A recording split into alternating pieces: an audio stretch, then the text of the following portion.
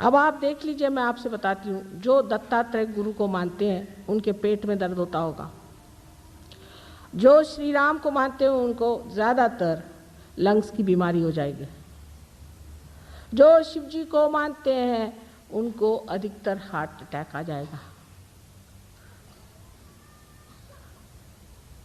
अब ऐसे कैसे हो सकता है? तो आपने कोई न कोई गलत काम कर लिया। सहज योग जो है एकदम विशुद्ध और साफ खुला हुआ है।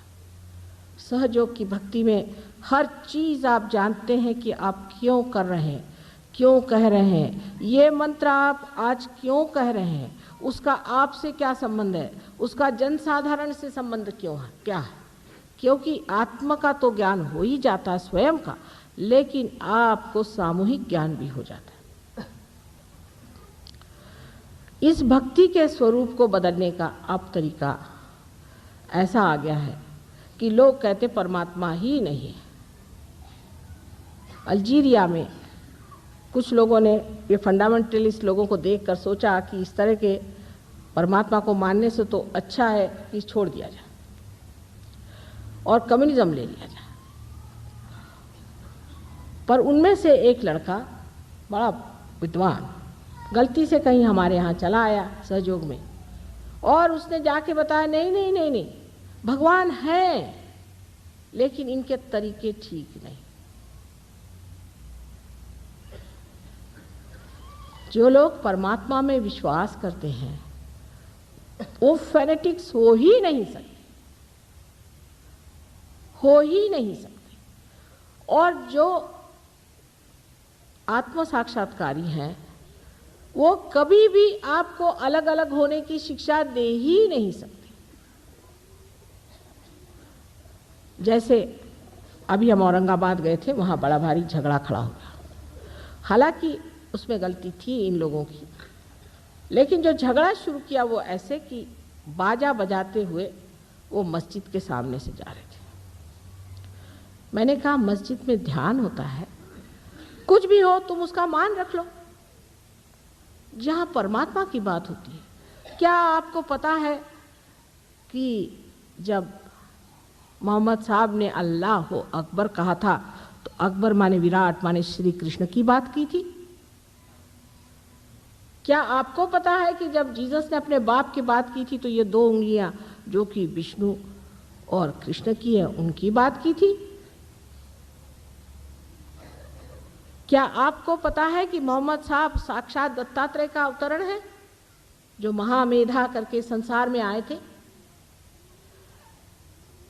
लेकिन अगर किसी मुसलमान को कहो तो वो तो छुरी लेके लग जाएगा और किसी सिख को कहो तो बंदूक लेके लग जाएगा। कि नानक साहब और मोहम्मद साहब एक ही चीज थी, ये तो बात कितने ही सिख लोग जानते हैं, पर क्या उसे मानने को तैयार है? वो दो कैसे हो सकते हैं? इतना ही नहीं, लेकिन मोसेस, जूस में और मुसलमानों में इतना झगड़ा पड़ा हुआ आप जानते हैं। ये भी वही चीज थे दत्तात्रेय। आज जिन्होंने हमारे गले में हार डाला है ये जू जाति के हैं डॉक्टर साहब, और ईसा मसीह को वैसा ही मानते हैं जैसे मोसेस को या इब्राहिम को मानते हैं, या जैसे डेविड को मानते हैं, कहीं उनसे भी ज्यादा, क्योंकि आज्ञा पे उनका स्थान है। क्योंकि आपने इन लोगों का घर देखा नहीं, इनके रिश्तेदारी आपने जानी नहीं, इसलिए आप फेनेटिक बन के ये इससे लड़ रहा उससे लड़ रहा। अरे ये तो सब पक्के रिश्तेदार हैं। इनकी रिश्तेदारी ऐसी है जैसे चांद और चांदनी की रिश्तेदारी होती है, या सूरज की रोशनी और सूरज की होती है। जैसे शब्द और अर्थ की रिश्तेदारी होती है, ऐसी नजदीक इनकी रिश्तेदारी है। खबरदार जो इनको अलग करके आपने बात की है उसके फल आपको भोगने पड़ेंगे।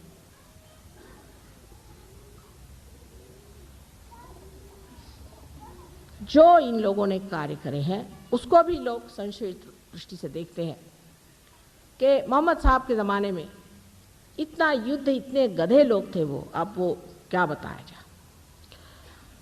मोहम्मद साहब को तक उन्होंने जहर पिलाया था। उस वक्त उन्होंने ये सोचा कि औरतें इतनी ज़्यादा हैं और आदमी इतने कम हैं, तो विवाह संस्था को विशेष रूप देने के लिए विवाहित ही औरत होनी चाहिए और उससे शादी कर लेनी चाहिए। अगर आज पुरुषों की संख्या अगर बहुत बढ़ जाए, तो अपने यहाँ दक्षिण में हुआ है ऐसे कि एक स्त्री का विवाह 4 आदमियों से कर देते थे कि विवाह की संस्था बनी रहे, क्योंकि विवाह एक सामूहिक सैंक्शन है। वो जमाना बीत गया, अब उसके कर रहे हैं। जो शरीयत की बात कर रहे हैं, आपको शायद पता नहीं होगा कि ये मोजेस ने बनाया था उस वक्त जबकि जूस ने अधम से अधम, जिसको डिकेडेंस कहते हैं, वो करना शुरू कर दिया। तब उन्होंने बनाया था। अगर बाइबल में आप इर्मया नाम का चैप्टर पढ़े तो उसमें साफ लिखी है शरीयत क्या चीज़ है। जो मोजेस ने बनाई थी जूस के लिए, उसको चला कौन रहे? तो मुसलमान, क्योंकि 5 इंजिल की किताबें जो है वो इन्होंने लगा रखी। वही 5 इंजिल ईसाई इस्तेमाल करते हैं, वही 5 इंजिल जूस इस्तेमाल करते हैं, वही 5 इंजिल मुसलमान भी इस्तेमाल करते हैं। लेकिन जिसके लिए बनाया था वो थे जूस। तब तो मुसलमानों का पता भी नहीं था।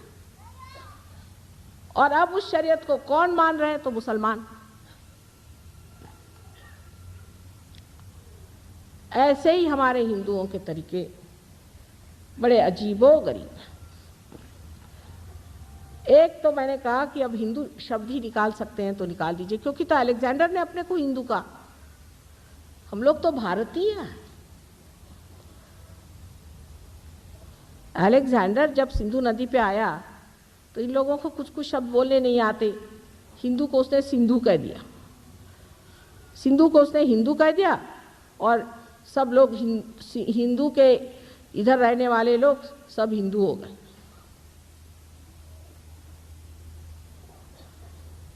और इस तरह से हम लोग हिंदू हो गए। इसमें आस्तिक है, नास्तिक है, आर्य समाजी है, फलाने हैं, ढिकाने हैं, सब हिंदू हैं। हम लोग भारतीय हैं प्रथम। ये हमारी अनादि संस्कृति चली आ रही है। अलेक्जेंडर तो अभी अभी आए थे थोड़े दिन पहले, ईसा से पूर्व। तो हमारे लिए भारतीय शब्द तो पुराना हो गया और ये हिंदू शब्द पक्का बन गया, और इसकी गला काट रहे, उसका गला काट। इतनी महान हमारी परंपराएं हैं जिसके दम पर सारा संसार उठ सकता है। किसने नहीं इसकी महती गाई? क्या आप कुरान को पढ़ के देखें। उन्होंने तक रूहानी जिंदगी कुंडलिनी को असस कहा हुआ है। अब नानक साहब तो साक्षात उसी पर खड़े हुए हैं। बुद्ध उसी संस्कृति पर खड़े हुए हैं। उनमें कोई झगड़े नहीं। हम लोग इतनी बेवकूफ़ी कर रहे हैं।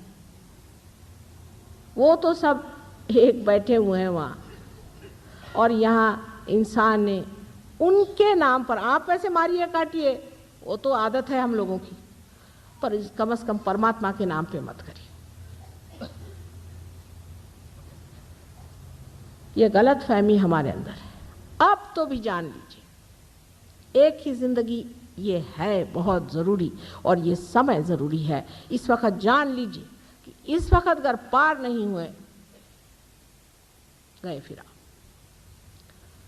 नानक साहब ने क्या कहा था? कहे नानक बिन आपा चीन्हे, मिटे न भ्रम की काई।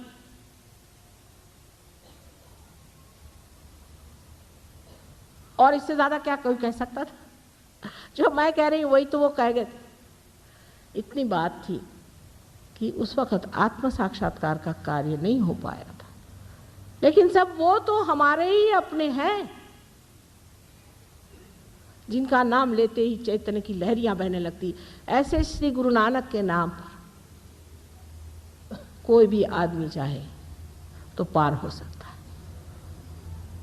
ऐसे श्री राम, ऐसे श्री कृष्ण, ऐसे ईसा मसीह, ऐसे मोहम्मद साहब, ऐसे महावीर, ऐसे बुद्ध, इतने बड़े बड़े अवतरण इस देश में हुए, और हम लोग अभी भी क्यों इस हालत में है? इसके ऊपर यही कहा जाता है कि योग साधन नहीं किया, जो बता गए सो नहीं किया, जो कह गए वो किसी ने किया नहीं, बेकार की चीजें कर। जैनियों से पूछा कि क्या कर रहे हो तुम लोग मंदिर बना बना करके, ये गंदे वाले ऐसे गंदे मंदिर बनाते, उसमें गंदी गंदी मूर्तियां बनाते, ये क्यों बना रहे? कह ले इसलिए ऐसे कि महावीर साहब तो कह गए कि आप ध्यान करो, पर बात यह है कि ध्यान करने से शूद्र सिद्धि आती, इसलिए हम मंदिर बना रहे हैं। अरे भाई अब आओ, अब पार हो जाओ। पार हो जाते, पार होना चाहिए, आत्म साक्षात्कार को प्राप्त होना चाहिए। सीधा हिसाब ये है कि बहुत गलत रास्तों पर परमात्मा को खोजने वाले भटक गए, और एक माँ का हृदय जो है दारुण दुख से कभी कभी रोता है कि ये तो सब मेरे ही बेटे हैं, कहाँ चले गए? चाहे वो अपने को मुसलमान कहें, सिख कहें, हिंदू कहें, ईसाई कहें, कोई भी कहे, मैं जानती हूँ ये सब परमात्मा को खोजने वाले। अंधकार में जब आप चले जाते हैं तो आप ये भी नहीं देख पाते कि आपके नज़दीक कौन बैठा है, इसके ऊपर कोई कुत्ता तो उसके ऊपर कोई कुत्ता। प्रकाश में आप देख लेते हैं कि सब वहीं बैठे हैं, सब इत्मीनान से बैठे हुए हैं, सब वही परमात्मा की बात कर रहे हैं। तो भक्ति जिसे है वो कभी भी किसी भी तरह की ऐसी तीव्रता नहीं ला सकता। भक्ति तो प्रेम का रस है, और जिस आदमी में सतत प्रेम बहता है वो प्रेम से ही सबको बांधते जाता है, प्रेम के ही अवगुंठन में वो लपटते जाता है। प्रेम का जो आह्लाद है उसमें वो झूमते रहता है। क्यों बेटे तुमने अपनी जिंदगी ऐसी बर्बाद बना ली? क्यों अपने ही घरौंदों में बैठ करके अपने ही जेल बना रहे हो? उसमें कुम्हलाए जाओगे, उसमें खत्म हो जाओगे। मैं तुमसे खास खास विशेष शब्दों में, विशेष प्रेम आग्रह के साथ ये कहती हूँ कि आत्म साक्षात्कार को पाओ, और उसके बाद उसके प्रकाश में अपने गौरव को देखो और उनके गौरवों को देखो जो तुम्हारे लिए ये सब बना गए। ये सुंदर सा मंडल जो तुम्हारे लिए बना दिया है, उसको देखने के लिए सिर्फ तुमको थोड़ा सा चलना होगा और ये मानना पड़ेगा कि बाकी सब व्यर्थ है। सूरदास जी ने जैसे कहा था कि सब सुरसागर लिखने के बाद कहते हैं कि सूरदास की सभी अविद्या दूर करो नंदलाल। इसी प्रकार निरपेक्ष होकर के, एक बच्चों जैसे होकर के आप आत्म साक्षात्कार को प्राप्त होइए। ये भक्ति का फल है, ये कर्म का फल है, जो कि आप ज्ञानमय हो जाते हैं। परमात्मा आप सबको आशीर्वाद।